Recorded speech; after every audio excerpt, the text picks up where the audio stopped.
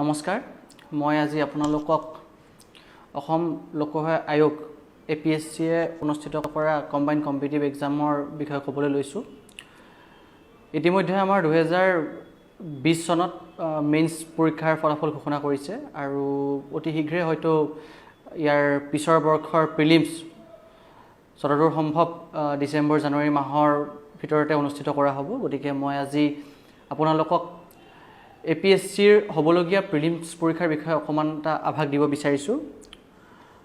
মই 2017 বৰ্ষত মই APSC ক্লিয়াৰ কৰিছিলোঁ আৰু সেই সময়ত যেটো কম্বাইন্ড কম্পিটিটিভ এক্সামৰ যেটো প্যাটাৰ্ণ আছিল হেতু অকমান এতিয়া সলনি কৰা হৈছে আৰু এতিয়া আমাৰ সিলেবাস কিছু সলনি হৈছে। আজিকালি যেটো আমাৰ APSC সিলেবাস সেই APSC সিলেবাসৰ UPSC ৰ লগত যথেষ্ট আমি মিল থকা দেখা পাওঁ। গতিকে মই প্ৰথমে ক'বলৈ গৈছোঁ যে অসম লোকসেৱা আয়োগৰ পৰীক্ষা বা UPSC এক্সামে হওক এই পৰীক্ষাসমূহত অৱতীৰ্ণ হোৱাৰ পিছৰ পৰা এই পৰীক্ষাসমূহত উত্তীৰ্ণ হ'বলৈ এটা ভাল ফলাফল দেখুৱাবলৈ মানুহক যথেষ্ট সাধনা যথেষ্ট কষ্টৰ প্ৰয়োজন হয়।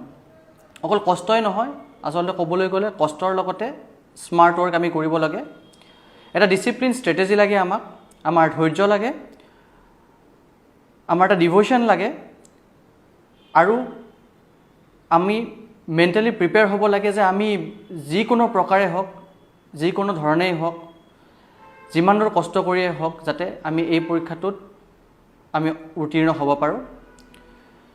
তদুপৰি যি আমাৰ APSC বা UPSC অনুষ্ঠিত কৰা আমাৰ যি পৰীক্ষা সিভিল সাৰ্ভিসৰ কাৰণে সেই পৰীক্ষাৰ কাৰণে মই আপোনালোকক স্পেচিয়েলি যেটো আমাৰ APSC 2020 প্ৰিলিমছ অনুষ্ঠিত হ'ব সেই বিষয়ে অকমান সংক্ষেপে আপোনালোকক সম্যক ধাৰণা আগবঢ়াব বিচাৰিছোঁ।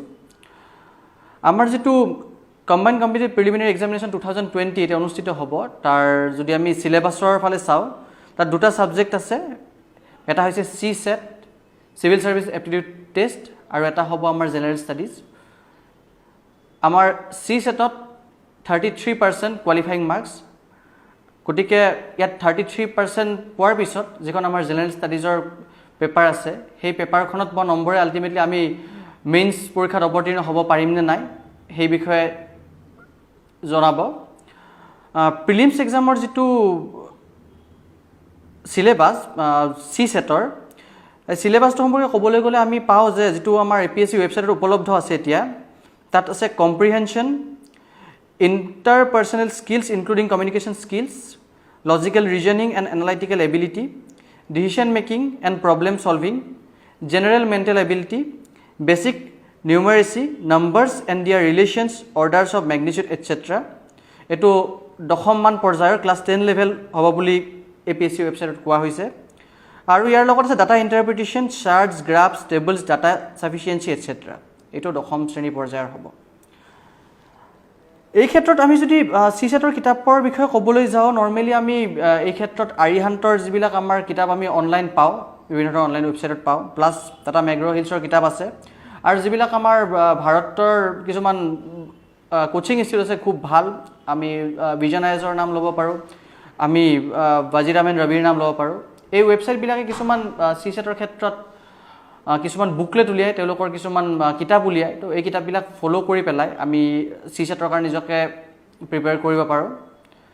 লগতে আমাৰ যদি অলৰেডি মেথমেটিক্সত এটা হোল্ড আছে তেতিয়াহ'লে সেই মেথমেটিক্সৰ হোল্ডটোৱে আমাক যথেষ্টখিনি CSETৰ পেপাৰখনত আমি ভাল নম্বৰ সহজতে লাভ কৰাত আমাক বহুত ক্ষেত্ৰত সহায় কৰিব পাৰে। আৰু যেহেতু CSETখন আমাৰ কাৰণে এটা কোৱালিফাইং পেপাৰহে, গতিকে আমি মেইনলি আমি গুৰুত্ব দিব লাগে আমাৰ যিখন মেইনছ যিখন জেনাৰেল ষ্টাডিজৰ পেপাৰ আছে প্ৰিলিমিনাৰী এক্সামত, গতিকে সেইখনৰ ওপৰত বেছিকৈ গুৰুত্ব দিব লাগে কাৰণ তাৰ ওপৰতে আলটিমেটলি আমি মূল পৰীক্ষা অৰ্থাৎ মেইন পৰীক্ষাত অৱতীৰ্ণ হ'ব পাৰোঁ নে নাই সেই বিষয়ে ডিচিশ্যন লয়। আমাৰ এই মেইনছৰ পেপাৰখনৰ ওপৰতে সকলো নিৰ্ভৰ কৰে। যদি আমি মেইনছৰ যিখন সিলেবাস যিখন আমাৰ প্ৰিলিমছৰ জেনাৰেল ষ্টাডিজৰ যিখন সিলেবাস সেই সিলেবাসখনৰ ওপৰত যদি আমি ক'বলৈ যাওঁ তেতিয়াহ'লে সেই সিলেবাসখনত থকা টপিকছবোৰ এনেকুৱা ধৰণৰ যেটো আমাৰ APSC ৱেবছাইটত উপলব্ধ আছে।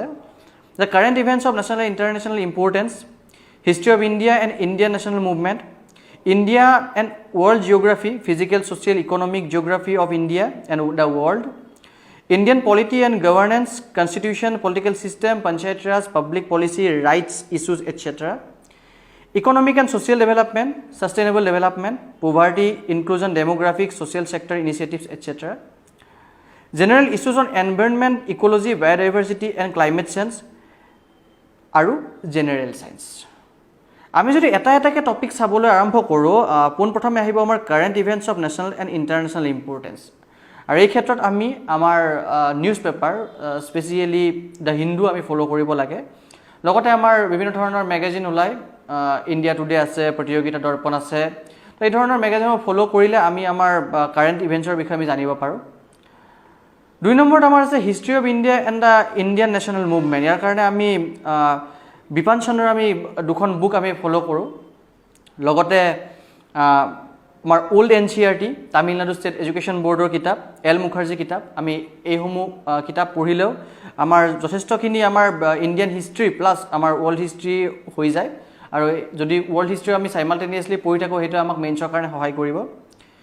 ইয়াৰ পিছত আমি যদি জিঅ'গ্ৰাফীৰ ফালে চাওঁ, নৰ্মেলি জানে আমাৰ NCERT জিঅ'গ্ৰাফীৰ কিতাপখিনি খুবেই ভাল, গতিকে আমি বেচিক্সখিনি আমি NCERTৰ পৰা আমি ক্লিয়াৰ কৰিব পাৰোঁ। প্লাছ আমাৰ মাজিদ হুছেইনৰ জিঅ'গ্ৰাফীৰ কিতাপ আছে, আৰু গ চেং লিয়ং, তেওঁৰ আছে certificate physical and human geography.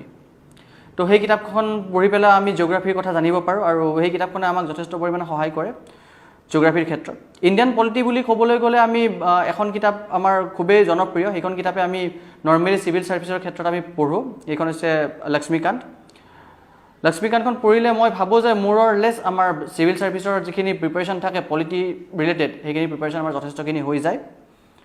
ইয়াৰ পিছত আছে ইকনমিক্সৰ ক্ষেত্ৰত আমি ৰমেশ সিঙৰ যিখন ইণ্ডিয়ান ইকনমি আছে সেইখন আমি পঢ়িব লাগে। প্লাছ আমাৰ যিখন এনুৱেল ফিনেন্সিয়েল আমাৰ যিটো কি বুলি ষ্টেটমেণ্ট যিটো ওলায়, এনুৱেল ফিনেন্সিয়েল ষ্টেটমেণ্ট আমি চাব লাগে।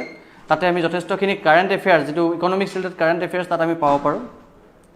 ইয়াৰ পিছত আমাৰ 2টা ধৰণৰ ছাবজেক্ট আছে। এটা হৈছে এনভাইৰনমেণ্ট ইক'লজি, তাৰ কাৰণে আমি NCERT কিতাপ বা এনভাইৰনমেণ্ট ইক'লজিৰ আমাৰ শংকৰ IASৰ এটা কিতাপ আছে, এখন কিতাপ আছে, গতিকে সেই কিতাপখন অধ্যয়ন কৰিলে আমাৰ যথেষ্টখিনি হৈ যায়। আৰু জেনেৰেল ছায়েন্স, তাৰ কাৰণে আমি NCERT বুকছ প্লাছ S চান্দৰ এখন CS বেদী আৰু RS বেদীয়ে লিখা কিতাপ এখন আছে, গতিকে সেই 2খন কিতাপ যদি আমি অধ্যয়ন কৰোঁ তেতিয়াহ'লে আমাৰ জেনেৰেল ছায়েন্সৰ বিষয়ে মোটামুটি সম্যক আমাৰ ধাৰণা হৈ যায়, আৰু এইখিনি আমাক প্ৰিলিমছৰ ক্ষেত্ৰত যথেষ্ট পৰিমাণে সহায় কৰে। সকলোতকৈ মন কৰিবলগীয়া কথা এইটো যে আমাৰ নৰ্মেলি আমি যিবিলাক ৱেবছাইট ফ'ল' কৰোঁ বা যেনেকুৱা ধৰণে আমি প্ৰিলিমছ বা মেইনছৰ কাৰণে আমি প্ৰিপেৰেশ্যন কৰিবলৈ ষ্টাৰ্ট কৰোঁ, নৰ্মেলি দেখা যায় যে ৱেবছাইটবিলাকত বিভিন্ন ধৰণৰ কিতাপ থাকে, এখন দীঘল লিষ্ট থাকে কিতাপৰ। মই ভাবোঁ যে আচলতে বহু কিতাপ পঢ়াতকৈ দৰকাৰী কিতাপখিনি বহুবাৰ পঢ়াটো বহুত বেছি ইম্পৰ্টেণ্ট। নৰ্মেলি চিভিল ছাৰ্ভিচৰ ক্ষেত্ৰত ৰিভিজনটো বহুত বেছি ইম্পৰ্টেণ্ট হয়। আমি যদি ৰিভিজন খুব ভালদৰে কৰোঁ, একেখন কিতাপকে আমি 10 বাৰ পঢ়াটো বেছি ভাল, মোৰ মতে 10খন কিতাপ এবাৰ পঢ়াতকৈ। গতিকে চিভিল ছাৰ্ভিচৰ ক্ষেত্ৰত আমাৰ প্ৰথমতে আমি এখন চিলেবাছ, যিটো চিলেবাছ আছে আমাৰ প্ৰিলিমছৰ মানে জেনেৰেল ছায়েন্স বা CSATৰ, তো প্ৰিলিমছৰ লগত আমি যিটো আমাৰ বুক লিষ্ট, সেই বুক লিষ্টখন বনাই পেলাই আমি সেই পাৰ্টিকুলাৰ কিতাপকেইখনক আমি যদি ৰিভাইজ কৰি থাকোঁ, তেতিয়াহ'লে হয়তো চিভিল ছাৰ্ভিচৰ এক্সামত আমি বেছি সফলতা লাভ কৰিব পাৰিম। গতিকে বেছি নকওঁ, 2020ৰ প্ৰিলিমিনাৰী এক্সাম আহি আছে, অলৰেডি ষ্টুডেণ্টছবিলাকে ফৰ্ম ফিল আপ কৰিছে, গতিকে সকলো ষ্টুডেণ্টকে মোৰ ফালৰ পৰা শুভেচ্ছা থাকিলে, তেওঁলোকে যাতে ভালদৰে পৰীক্ষাত অৱতীৰ্ণ হৈ পেলাই পৰীক্ষাত সফলতা লাভ কৰে, তাৰ বাবে সকলোকে শুভেচ্ছা জনাইছোঁ। ধন্যবাদ।